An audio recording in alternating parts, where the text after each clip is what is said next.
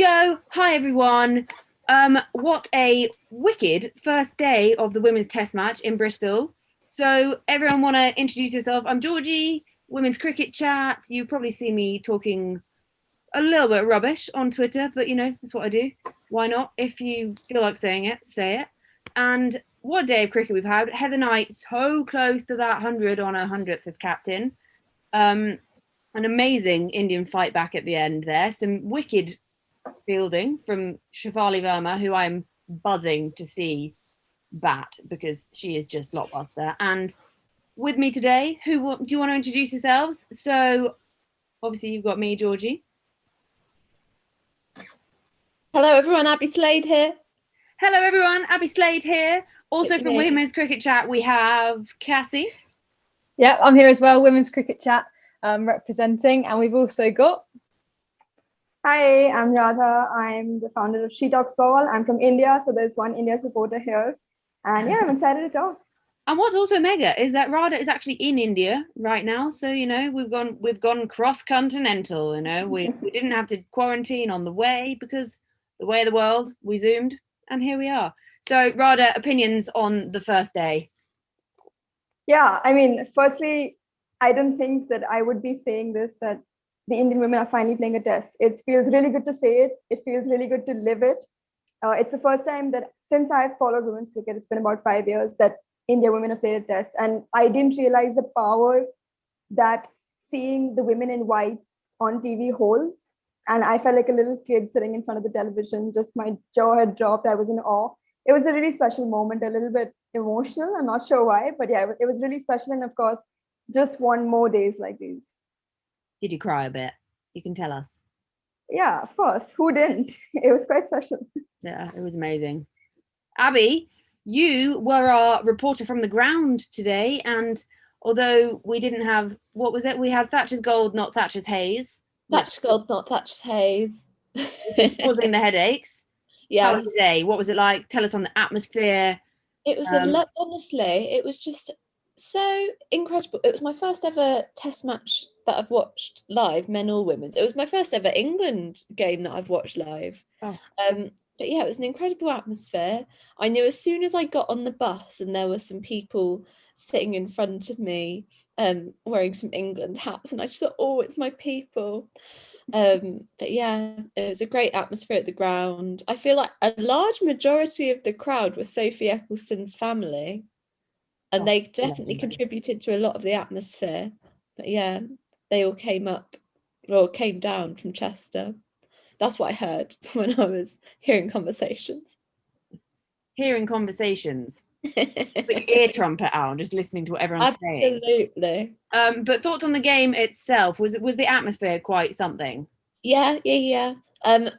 Lauren Winfield Hill spiced things up nice and early, didn't she, with those sixes? Yeah, nice.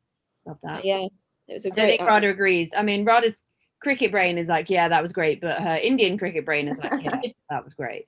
I mean, spot on. I think it was early blows for India, and you could tell that in the first session, at least, India looked like a team that hadn't played for a while and looked like a team with a handful of debutants. And it was really good to see us settle into the day. It could have easily just been taken away from us, the form that England is in, especially with the top order, the way they perform. But I was glad to see it sort of turn around and open up the test match for the upcoming days towards the end. Yeah, Cass, did you get a chance to watch? Yeah, I watched all day actually from the comfort of my own home, so it was great. Yeah, I think exactly what Radha said then. It took India a while to sort of settle into the match. I think England definitely had the upper hand at the beginning, but the fact that they still persisted and they were kind of going through the hard work, obviously a hot day in England as well, they still managed to claw it back at that final session was impressive. And I think, as Radha said, it takes a while for debutants to kind of get into the rhythm and get up to speed, but once they were, I think it showed, and it's going to be a really exciting test match, I think, over the next few days. Yeah, talking of debutants, wasn't it so nice to see Sophia Dunkley receive her cap today? That was, as I said on Twitter earlier, that was the moment for me today. It was just great to see. Like, she's the first Black English woman test player, which is just, you can't believe it's taken this long, and it was an amazing moment to see. Yeah, and that little note from Ebony as well, which Georgie Ellis read out. That kind of, I think it made everyone a bit emotional, but it was a great touch from England, that as well. Mm. And so, Radha, you say, you know, it was emotional having not seen the women in their test kit, but other than that, what was your highlight of the day? I think the highlight of the day had to be the turnaround. And I think it did start with something, not the bowling and not the decisions or the batting that England maybe failed to do, but it was the fielding in the Indian team, and how when Smriti Mandhana came to short leg and the volume just incredibly, pumped everyone up. It was good to see that translate into confidence flying from player to player to player to bowler, and then resulting in strategy being executed. So I think for me, the highlight of the day was the turnaround, which started with the fielding and started with consistent pressure. Especially in test matches, you can't rely on moments of brilliance that you can maybe in T20s. You have to rely on consistent execution of strategy, hours and hours of toiling and keeping up with your plans, which I think was very well done by the Indians towards the end. And when it comes to toil and putting in the hours, we can't look past Heather Knight. Abi, what was the atmosphere like when she was out agonizingly close to that 100?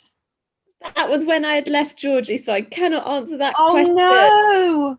I left at 2 because I had a massive headache, so I left, which I feel like a fake fan for, but it's okay. It's okay. Yeah. You were still here for the majority of it. But then, because I'm only a 20-minute bus journey away from the ground, my phone died on the way home. And then I've got Sky Go on my laptop, and I turned it on, and I saw us 5 wickets down. And then I think as soon as I turned it on, Heather Knight got out as well. So basically, you're Heather Knight's lucky charm, and you should have stayed. And now you're gonna have to lose all of England's games. The entire and Radha's gonna be like, "You're never going again if you're her lucky charm." We're not having that. But yeah, what toil? She always leads from the front, doesn't she, Cass? Yeah, definitely. I think the thing is with Knight, when she comes to the crease, I felt there's an instant sort of calm over the England team, especially. She seemed to just have that composure, and I think today she batted exactly how you'd want someone to bat in a test match.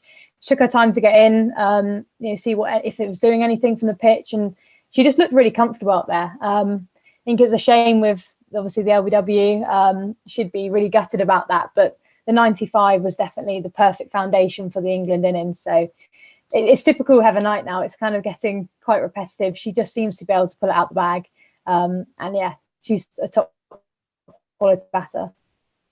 Yeah, and so Radha, fill us in on the Indian side of things, because obviously, as we all know, and even cricket fans don't know, cricket is like religion in India, isn't it? Like, cricket is just huge. What is it like for the women's game at the moment? Something like a test match, is that volume there, and is it building? And like something like today, when India haven't played a test match for what, like 2,000 days or something? Yeah, 2,401. There you go. Radha knows. And so yeah, what's the atmosphere like around the women's game and the test match? I think the turning point for women's cricket in India was the 2017 World Cup. And although it did end in heartbreak, as we try to forget, it was received very, very well within the Indian crowd. And it just takes a sniff of coverage or a sentence or two to just explode. Because we have that fan base that loves cricket, knows the sport in and out, and will back anything with India written on it. So it was really good to see how we made it to the top, almost the top in that World Cup. We made it to another final in the following World Cup. And people were just waiting that, we've seen the women in ODIs, we've seen the women in T20s. It is time for a top nation to play the test match format, which we've seen England, Australia do. Not enough, as it is, but at least they have stepped out there. So I think it was received very well by all the Indian fans. We've been pushing for it. We want more. We kind of celebrated the first announcement that we were playing England, and then soon after we got another announcement that we're playing Australia as well. So I'm hoping for consistency. It's easy to just pull the hat out of the bag once and say, okay, here is your test match, sort of like an exhibition. Here it is for you, and then we're going to forget about it. I think that will be worse off than if we didn't have any test matches at all. So I want to see at least 2 the next year, and maybe 3, 4 the following year. That's what we really grow. But you're right. It's absolutely like a religion here. You have kids playing in parking lots and on the street. It's quite incredible, actually. Yeah, did you hear that, BCCI? We want more women's cricket in India. You know, and maybe we'll just like jet over. Me, Abi Cass, the girls at Women's Cricket Chat will just fly on over and be like, yo, we're here too, you know, big up the women's game. Abi is now going to be a cricketing extraordinaire anyway, so she'll probably be playing for England by then. What can I say? I haven't even played a game yet. Well, then you've got an unbeaten record. Yeah, exactly. Haven't lost. If you don't play, you can't lose. Full hearts can't lose. Always think that. Okay, so obviously we don't want to keep everyone for ages because we're going to have 5 days of this. 4 days. 5 days. We gotta, you know, it's a marathon, not a sprint, and that's what's great because it gives us more cricket time, and we love that.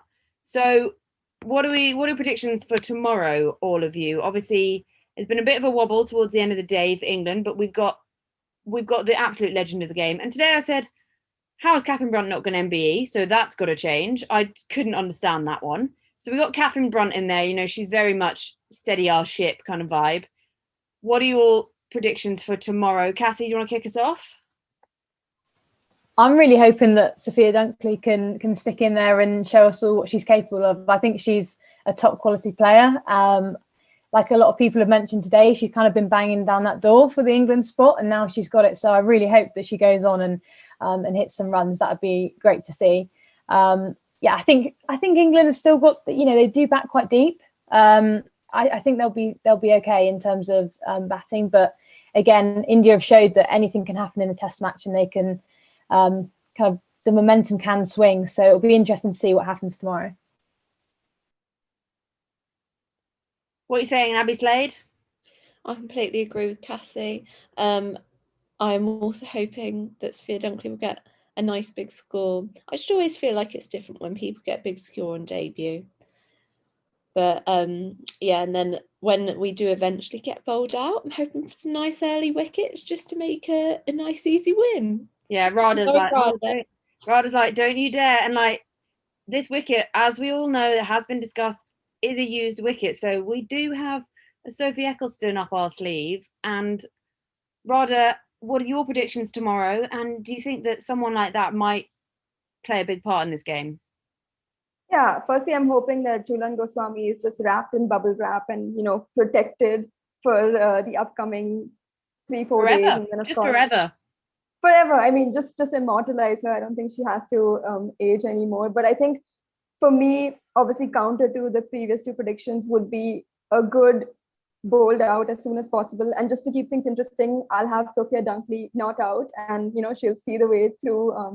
And then I think early wickets is very possible. We're looking at the bowling lineup for England. It is worrying. I think it is a bit terrifying to come up against these bowlers. And Sophie Ecclestone, we've seen the Indian spinners have such an impact. So surely Sophie Ecclestone is going to come up in her home turf and produce something. But I'm banking on the fact that if India can do one thing, it is play spin.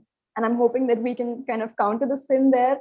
Shefali Verma, the X factor, the firepower up top, nobody knows. I don't think the head coach themselves know what to expect when she's out there opening a Test match for us. So I just cannot wait to see us padded up out in the field. And yeah, I'm hoping for a match that carries on for 4 days. You're going to have to get those tissues out again, aren't you? It's on standby always. Waterproof makeup, tissues, yeah. I am totally with you on the Shefali Verma. I think she's going to be that name that children growing up now want to be. And like, that is just phenomenal. And she's been referred to as the Tendulkar of the women's game before. And she is just like, I can't think of enough superlatives to describe her. And I think, yeah, she is. You don't know what to expect from her. And that's what's great. And especially because we've seen so much of her with the white ball. Now that we're finally seeing this red ball cricket, it is going to be amazing. And I think on Shefali Verma, maybe we should zone out for today and get everyone to tune back in tomorrow.